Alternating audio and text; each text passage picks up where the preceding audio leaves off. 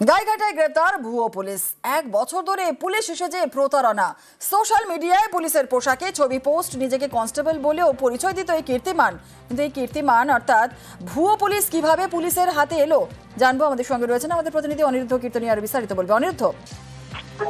একদমই উত্তর 24 পরগনা গাইঘাটা থানার পুলিশ স্থানীয় সূত্র থেকে খবর পেয়েছিল, অর্থাৎ এই গাইঘাটার শিমুলপুর চৌরঙ্গির বাসিন্দা এই অঙ্কিত ঘোষ, সে নিজে পুলিশের ড্রেস পরে বিভিন্ন সময় বাড়ি থেকে বেরোতেন এবং সামাজিক মাধ্যমে তার একাধিক এরকম পুলিশ ড্রেস পরা ছবিও দেখা গেছে। পরবর্তীতে স্থানীয় সূত্র থেকে যখন খবর পায়, তারপরে পুলিশ তদন্ত নামে।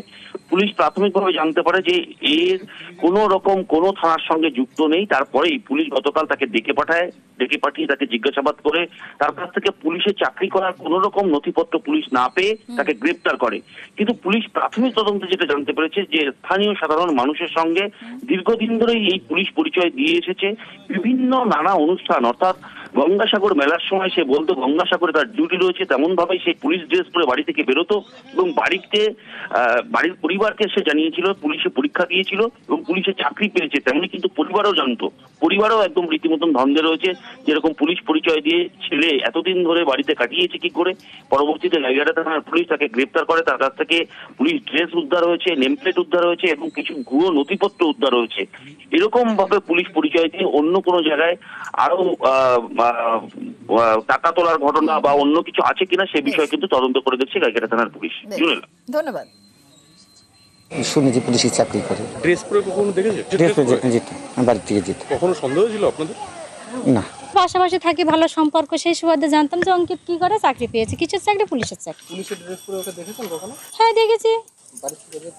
হ্যাঁ। কতদিন হলো এরকম আপনারা জানেন? তাও 2 বছর। এই যে ছেলে পুলিশের পোশাক পরে ঘুরে বেড়াতো, আপনারা জানতেন না? বাড়ি থেকে তো পোশাক দেখা যাচ্ছে। আমি এখন কোনো কথা বলতে চাই না। আপনার পরীক্ষা দেওয়া, পরীক্ষা কি দিয়েছিল জানেন? হ্যাঁ, পরীক্ষা দিয়েছে। পাস করেছিল? পাস করেছিল কিনা সেটা আমি কি করে জানবো? রেজাল্ট তো আর আমরা দেখিনি, রেজাল্ট সে দেখেছে।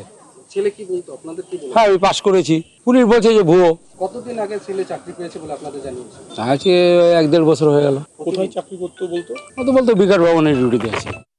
আগ্নেয়াস্ত্র দেখিয়ে সোনার ব্যবসায়ী থেকে গয়না লুট। ঝাড়খণ্ড থেকে 2 কোটি টাকার গয়না লুট করে চম্পট। ঝাড়গ্রামে পুলিশের জালে 2।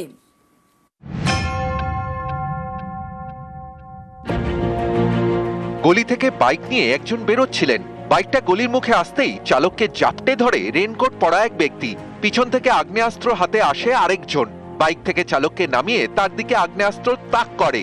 তাকে রাস্তায় ফেলে 2টি ব্যাগ নিয়ে 2 দুষ্কৃতী দৌড়ে পালায়। সোমবার সন্ধ্যায় ঝাড়খণ্ডের চাকুলিয়া বাজারে এভাবেই সোনার গয়না লুট করে পালায় দুষ্কৃতীরা।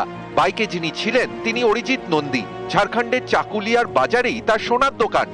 সোনার গয়না নিয়ে দোকানে যাওয়ার পথেই লুট। সোনার ব্যবসায়ীর মাথায় বন্দুক ঠেকিয়ে প্রায় 2 কোটি টাকা সোনার গয়না লুট। 3 জন দুষ্কৃতী একটি মোটরসাইকেলে করে আমাদের দোকানে আসে এবং গান পয়েন্টে আমাদের দোকান থেকে প্রায় 2 কোটি টাকা সোনার অর্নামেন্টস ছিনতাই করে।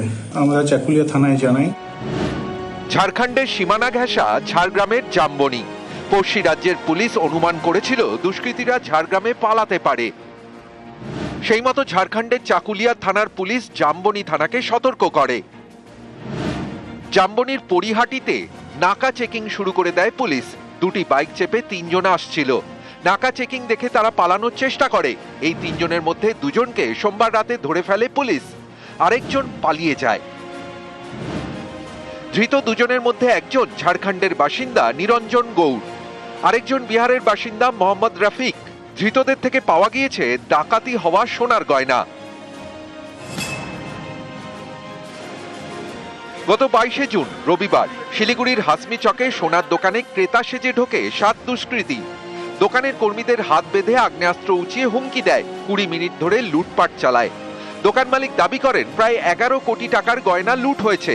সেদিনই হাসমি চক থেকে 2 জনকে গ্রেফতার করে পুলিশ। উদ্ধার হয় লুট হওয়া গয়না। তারপরে বিহার থেকে গ্রেফতার করা হয় আরও একজনকে। মঙ্গলবার উত্তরপ্রদেশ থেকে এক মহিলা সহ গ্রেফতার আরও 3 জন। নিউজ 18 বাংলা। 2 বছর আগে তৈরি হয়েছে শৌচালয়, তারপর থেকে গেটে তালা, চালুই হয়নি, তাই দুর্ভোগও কাটেনি শিলিগুড়ির খড়িবাড়ির মাছ বাজারে। সমস্যায় ক্রেতা ও বিক্রেতারা।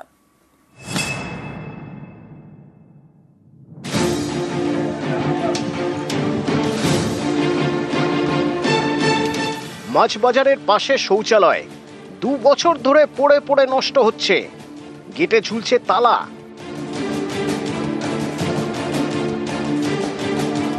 শিলিগুড়ির খড়িবাড়ি মাছবাজার, প্রতিদিন বাজারে ভিড়। এমন একটি জায়গায় কোনো শৌচালয় ছিল না, তাই ক্রেতা বিক্রেতাদের সুবিধার জন্য উদ্যোগ নেয় খড়িবাড়ি পঞ্চায়েত সমিতি। 5,83,000 টাকা খরচে 2 বছর আগে তৈরি হয় শৌচালয়, একটি মহিলাদের জন্য আর একটি পুরুষদের।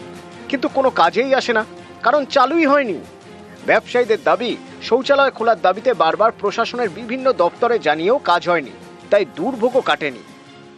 বাথরুম পায়খানা আমাদের এখানে বানানো হয়েছিল, একটা হচ্ছে মাছ বাজারে, সেটা এখনো অবধি বন্ধ হয়ে আছে, প্লাস একটা হচ্ছে আমাদের মুরগি বাজারে। এটা 2 বছরের উপরে হয়ে গেল, বানানোর পরে এখনো অবধি উদ্ঘাটন হয়নি। সাধারণ পাবলিক প্লাস আমাদের দোকানদারদের প্রচুর সমস্যার সম্মুখীন হতে হচ্ছে। 2 বছর ধরে যেভাবে পড়ে রয়েছে, দুর্গন্ধ ছড়াচ্ছে মার্কেটে, যেখানে সেখানে একদম খুব জঘন্য ব্যাপার। দিচ্ছে না যে 2 বছর ধরে সারা রাখছে জিনিসটাকে, এটা খুব তাড়াতাড়ি যদি করে দেয় খুব ভালো হয়। এটা অনেকেরই প্রশ্ন, শৌচালয় তৈরি করেই কি কাজ শেষ? কেন 2 বছরেও চালু হলো না? কেন শৌচালয় চালু করতে উদ্যোগ নেওয়া হলো না? কমিউনিটি টয়লেটটা সবার জন্যই ওটা দেওয়া হয়েছে বা করেছি সুবিধার জন্য, কিন্তু এটা আমরা টেন্ডার করেছি, কেউ ফেলেনি, অপশনে ফেলেছি, কিন্তু কেউ ফেললো না। আমরা দ্রুত গতিতে এটা আবার চেষ্টা করব, দেওয়ার চেষ্টা যেন এটা হয়ে থাকে, মানুষ যেন পরিষেবা পায়। খড়িবাড়ি থেকে বিশ্বজিৎ মিশ্র, নিউজ 18 বাংলা। ধূপগুড়িতে গিলান্ডি নদীর ওপরে সেতু, প্রায় 3 কোটি টাকা খরচ করে সেতু তৈরি উত্তরবঙ্গ উন্নয়ন দপ্তরের। এতে উপকৃত প্রায় 15,000 বাসিন্দা।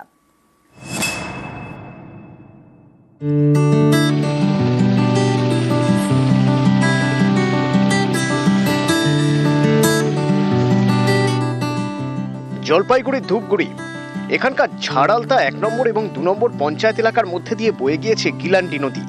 এই নদীর উপরে তৈরি করা হয়েছে ব্রিজ। এদিক দিয়ে খট্টিমারি আর এদিকে দুরমারি, ওইখানে রাঙাতি নদীর উপর ব্রিজ আছে, কমপক্ষে ওদিকে 10-12 কিলোমিটার 15 কিলোমিটার ঘুর পথে, ঘুর পথে এই 2 গ্রামের মানুষ যাতায়াত করতো। খুবই খুশি। গত মাসে উত্তরবঙ্গ সফরে গিয়ে ভার্চুয়ালি এই সেতুর উদ্বোধন করেন মুখ্যমন্ত্রী। এই ব্রিজ তৈরিতে উত্তরবঙ্গ উন্নয়ন দপ্তর খরচ করেছে প্রায় 3 কোটি টাকা। ব্রিজে ওঠানামার জন্য তৈরি হয়েছে অ্যাপ্রোচ রোড, তাতে প্রায় 2.5 কোটি টাকা খরচ হয়েছে। ব্রিজ হওয়ার পরে অনেকটা সুবিধাজনক হয়েছে। আগে তো অসুবিধা হতো, আগে ঘুরে যেতে হতো, হয়তো দুরামারি হয়ে নহলে ডাকু খট্টিমারি হয়ে ঘুরে যেতে লাগতো। ব্রিজ হওয়ার পরে ব্যবসাটা আর বেশি আগাইছে।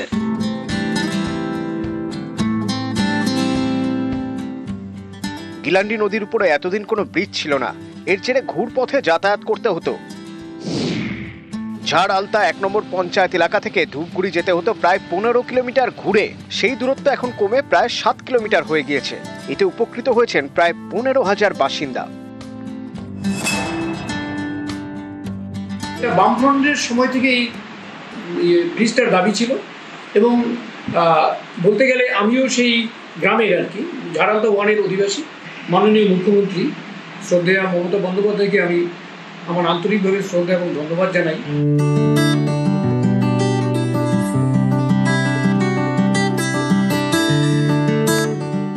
ব্রিজ উদ্বোধন হওয়ার পরেই সব সমস্যার সমাধান হয়েছে গ্রামের মানুষের, তাই খুশি সাধারণ মানুষ। বামনটারি থেকে রকি চৌধুরী, নিউজ 18 বাংলা।